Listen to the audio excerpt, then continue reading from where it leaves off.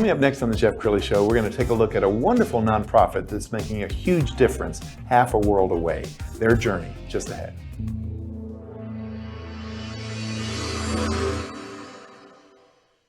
Many are predicting that the worst is yet to come, which is unfortunate, said one person here.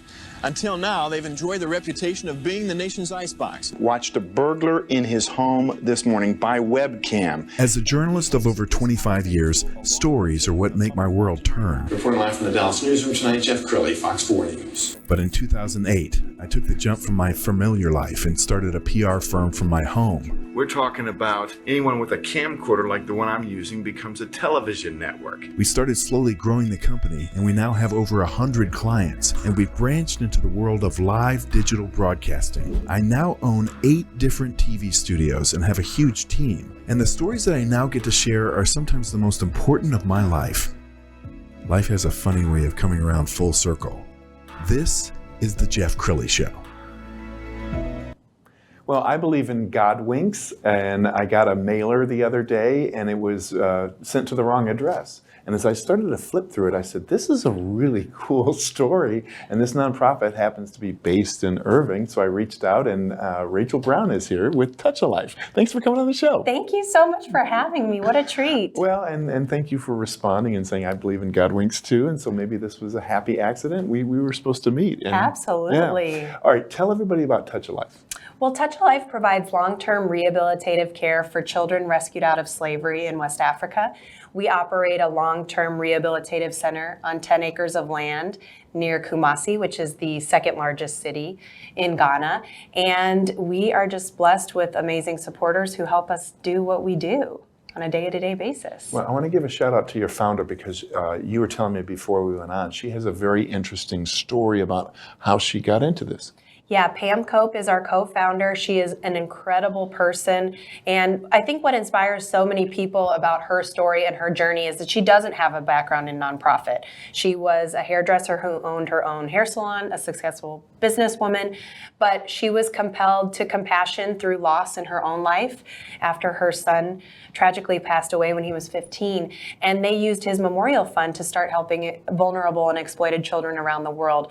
And one of the things that she said when she was coping with her grief was when she traveled to Vietnam, that was the first place she'd been outside of the United States, she realized she didn't own the corner market on Suffering Street, that her grief was enormous and almost impossible to process, but others were going through the same thing.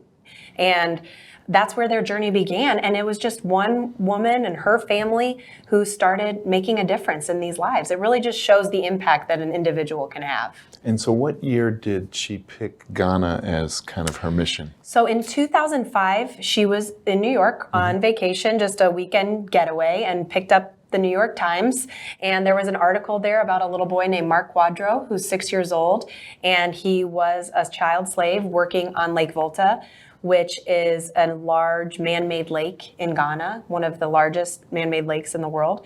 And there are an estimated 10,000 children in slavery on this body of water, all stemming basically from economic issues. So not to juxtapose that with what goes on like with child soldiers or some of the really super malicious, it's terrible in its own right, but it stems from economic hardship. And, you know, there could be real ways to make an impact, she felt.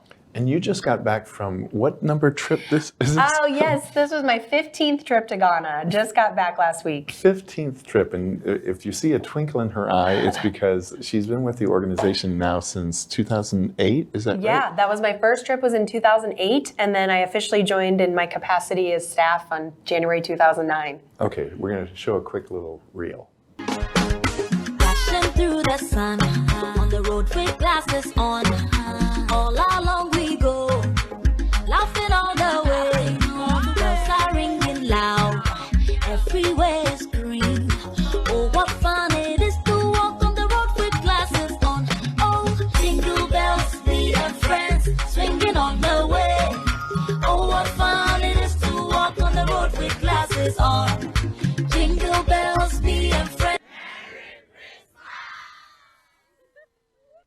And then when you see those faces, like what goes through your mind? Gosh, I mean, we just always say that those children teach us so much more than we could ever teach them.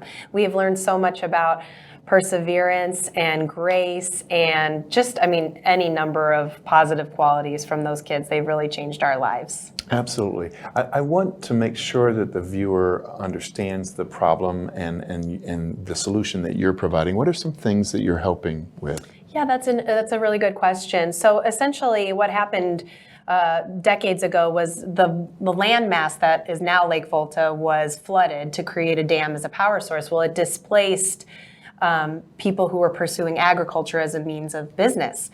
So they all turned to fishing, and quickly they overfished the lake. Supply became much more than demand, and poverty just essentially ensued.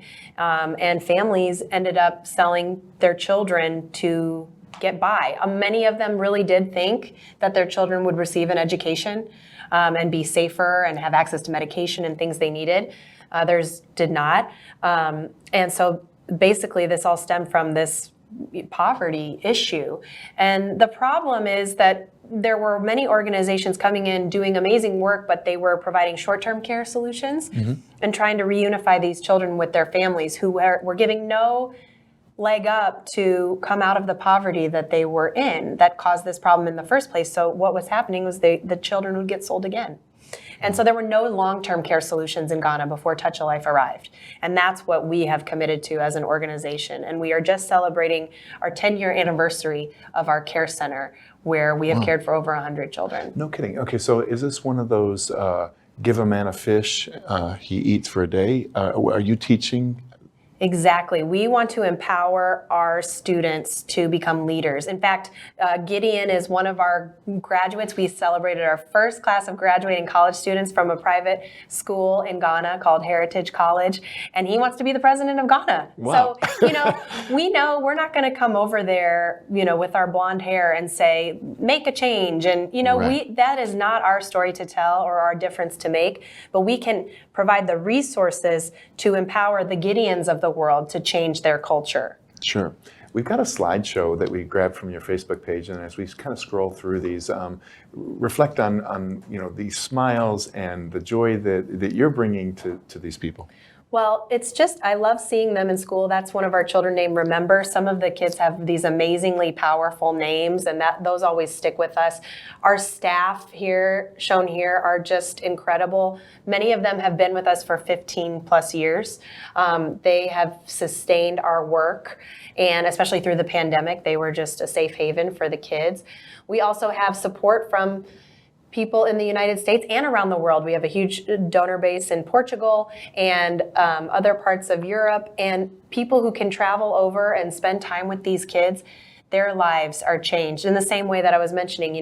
We do provide the resources for empowerment, but ultimately our lives are the ones that are changed forever by these kids and by our staff. Well, I know Americans tend to really focus on American problems, and certainly this nation has a lot of problems. But we also show a great capacity for caring about people in other countries. Case in point, Ukraine. Yes, absolutely. We were flying Ukrainian flags. Billions of dollars have been sent there. We are a compassionate people, and I think we do have the capacity to care for people we've never met. And may never meet. Exactly. I agree with that completely. And it's important, I think, to engage with other cultures. It gives us really much needed perspective and the ability to see past our own problems and what might be difficult for us to try to overcome and put ourselves in somebody else's shoes. Sure. Let's talk about the challenge with fundraising, especially when the money's being sent to another country. You mentioned before the show that you can't be a part of North Texas Giving Day because the money's not staying here. Right. North Texas Giving Day is an amazing initiative, but it focuses on domestic projects only. So organizations that support international efforts can't participate.